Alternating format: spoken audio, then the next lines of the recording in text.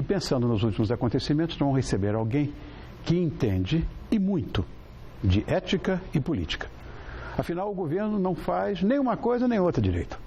O meu convidado é graduado em filosofia pela USP, doutor em filosofia em Paris, além de autor de diversos livros, inclusive eu já li um.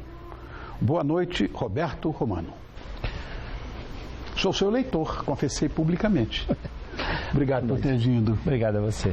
Está em casa, sabe disso, né? Roberto, nunca se viu tanta corrupção nesse país. Meu Deus do céu. Olha, eu tenho 71 anos de idade, já vi muita coisa, mas dessa forma, será que a justiça está conseguindo, de fato, punir devidamente os culpados ou isso não vai acontecer? Olha, é muito difícil, porque você tem uma tradição social e uma tradição política do Estado brasileiro que não está afeita à responsabilidade.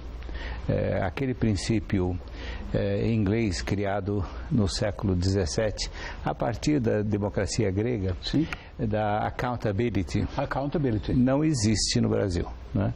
E ainda não existe. Então, apesar de operações como essa Lava Jato, você não tem na vida política, no Congresso, por exemplo, no Executivo, você não tem essa ética e essa cultura da responsabilidade. E você tem uma série de mecanismos, por exemplo, a prerrogativa de foro, que pioram essa situação. Sem dúvida. Então as pessoas se sentem muito à vontade para quebrar a lei, né? Eu concordo com essa história de que isso é um problema cultural. E é mesmo. E para mudar isso, precisamos de voltar ao século 16 e 17 para poder mudar tudo desde o nosso descobrimento, né? Bom, segundo a divulgação feita pelo Instituto Paraná Pesquisas, eu li inclusive antes de começar o programa, quase 70% dos brasileiros não votaria em Lula de jeito nenhum. Muito bem, alvo da 24ª ação da Lava Jato, estão dizendo agora que o ex-presidente talvez não possa concorrer à presidência em 2018. Isso procede? Bom, quanto à pesquisa de opinião, é evidente, o Instituto tem as suas metodologias, né? E há variações nas pesquisas, mas no caso dos 70% é bem provável, né? Isso é muito triste, porque se nós pensarmos que ele deixou a presidência da República com 80% de aprovação, né, nota-se que é uma queda brutal, né, para o ex-presidente. Agora, em relação à possibilidade dele se candidatar, vai depender muito do andamento da Lava Jato, do juízo no Supremo Tribunal Federal, não é? Do TSE. Então, tudo está assim no Brasil, nesse momento, está em sursis, né? Está assim sem possibilidade de continuidade séria. Eu acho que nós estamos muito mal. Eu estava jantando com um amigo neste sábado e surgiu uma conversa na mesa. O que aconteceria com o nosso país se o ex-presidente fosse punido de fato, quer dizer, fosse preso? Eu creio que nós teríamos uma situação piorada do que nós estamos vendo nesses dias. Eu concordo.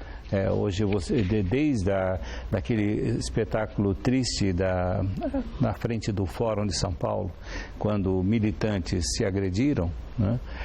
E eu acho que a coisa pode piorar nesses dias. Inclusive, já anunciam que os que apoiam Dilma Rousseff e Luiz Inácio da Silva estarão presentes no mesmo espaço da manifestação dos que são contra, o que quer dizer que é um desafio e um perigo. Embora sejam minoria, eles são mais, vamos dizer, aguerridos. Aguerridos e, no caso do próprio ex-presidente, imprudentes, né? Eu acho que numa situação como essa, você convocar a militância para as ruas, para o desforço físico, me parece que é a última ratio. A pessoa não tem esse direito. Eu estava comentando agora com o Nilton, nosso diretor, com o Nilton Travesso, antes de começar o programa, exatamente sobre isso. Isso pode provocar, de certa forma, uma destabilização social. Isso pode, não diria uma guerra civil, mas uma coisa talvez próxima disso. Será que eles não entendem que, constitucionalmente, as Forças Armadas podem intervir? Aí começa tudo de novo? Esse é um perigo muito grande. Começa tudo de novo. Veja, Rony, você tem aí uma história na sul-americana de intervenção militar. Todo o tempo. E aqui no Brasil você teve, no século XX, 2 ditaduras. E seria muito interessante se as pessoas se dedicassem mais a fortalecer a democracia do que a fazer esse tipo de pregação e de posição. Eu acho isso uma irresponsabilidade, para dizer o mínimo.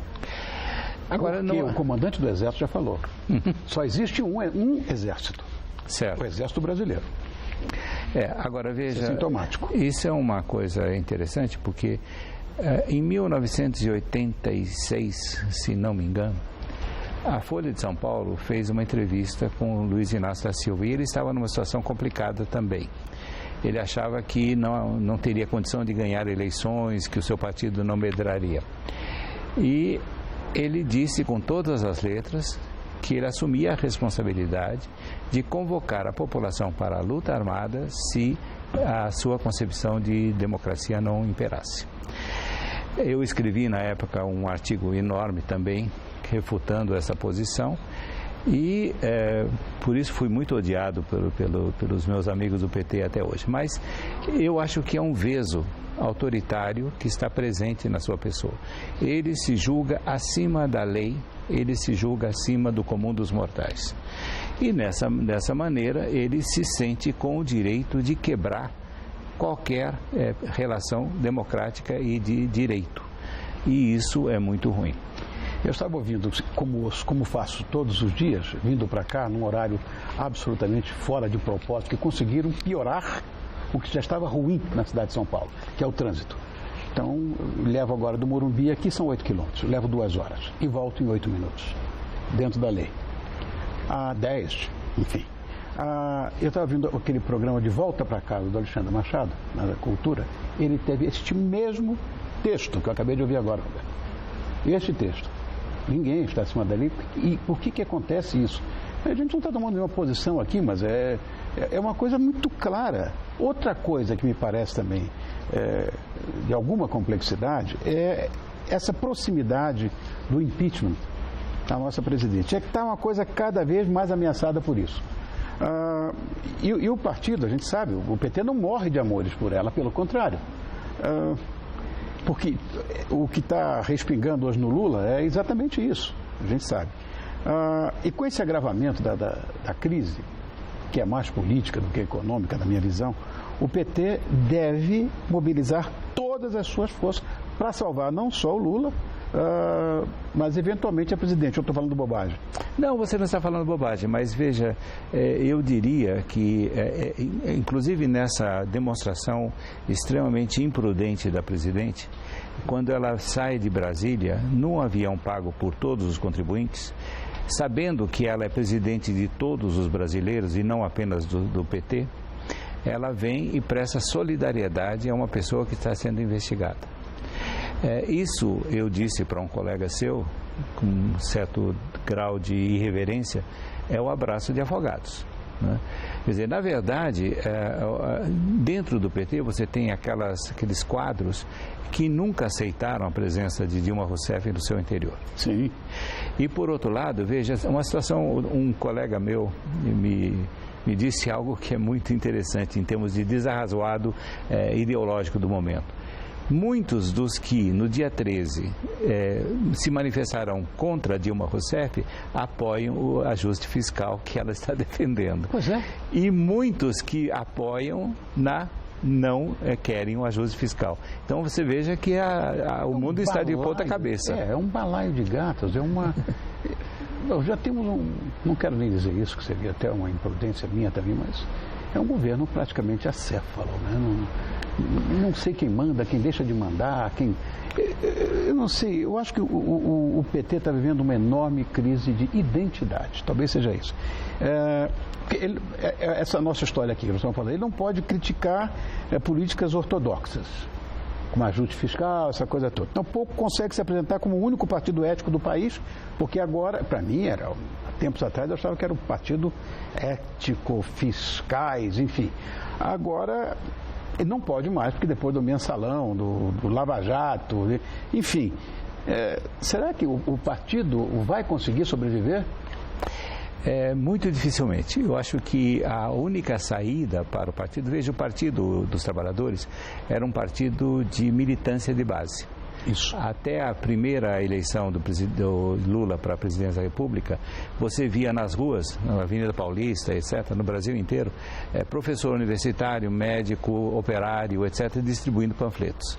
A partir do momento em que ele profissionalizou o marketing com Duda Mendonça e com João Santana e começou a pagar pessoas para fazer o trabalho de militância, ele já se afastou dos militantes tradicionais. Claro.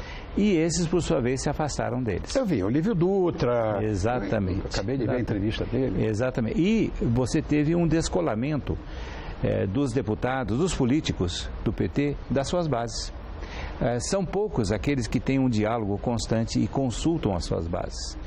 E, portanto, se eles quiserem que o partido tenha uma sobrevida ou uma expansão, é necessário que, no meu entender, que eles façam um congresso nacional, revejam o seu programa antigo, proponham modificações e façam uma análise da sua atuação nesses últimos 12 anos. Se não, eu acho que eles serão, digamos, grandes líderes de nada, porque as massas do próprio PT estão se retraindo. Eu vejo isso e sinto isso na pele também. Agora, é o tal negócio. Dilma Rousseff ainda é presidente. A tinta da caneta dela ainda vale, e muito, tem algum valor. O jogo ainda não acabou, a gente sabe, né? Ou seja, Lula, Dilma, PT, eles podem jogar em times diferentes? Olha, há um autor de quem eu gosto muito, chama-se Elias Canetti. Sim. E no livro Massa e Poder, ele diz que o político, o poderoso, é sempre um sobrevivente. Se ele for de fato poderoso, ele estará sempre sobrevivendo aos outros. Nós temos aquela série muito interessante da House of Cards, House of Cards. Que mostra isso no nível caricatural, inclusive. Sim, claro. Mas é uma metáfora perfeita. Exatamente. Agora, eu creio que dos dois, entre o Luiz Inácio da Silva e Dilma Rousseff, ele é o grande sobrevivente e o poderoso. Veja, se tudo der mal, ele terá uma sequência, ele terá seguidores durante muito tempo, né? Porque ele já adquiriu o estatuto de carisma e etc. Então é um mito, que será desidratado, evidentemente, está se desidratando, mas ela nunca teve esse carisma político. Não. Nunca. E ela não é propriamente uma política. Ela não sabe dialogar, não sabe, inclusive, dirigir, né? E como ela não está governando, que veja, essa demissão do ministro Cardoso foi um ato, no meu entender, um golpe de Estado. Porque ninguém elegeu Luiz Inácio da Silva para tirar um ministro ou para nomear um outro. E, no entanto, todo mundo sabe, inclusive, sobretudo, Dilma Rousseff, que quem orientou essa mudança de ministro foi Luiz Inácio. Então, nós estamos aí vivendo uma sequência de golpes e contragolpes que só pode piorar a situação brasileira. Deus nos ajude, Roberto. Deus obrigado nos ajude. Por ter vindo, viu, querido? Muito obrigado. Quero agradecer muito a presença do Roberto Romano, que é professor de Ética e Filosofia Política e que nos deu uma aula hoje. Obrigado, querido. Volte sempre. Essa casa é sua. Obrigado eu.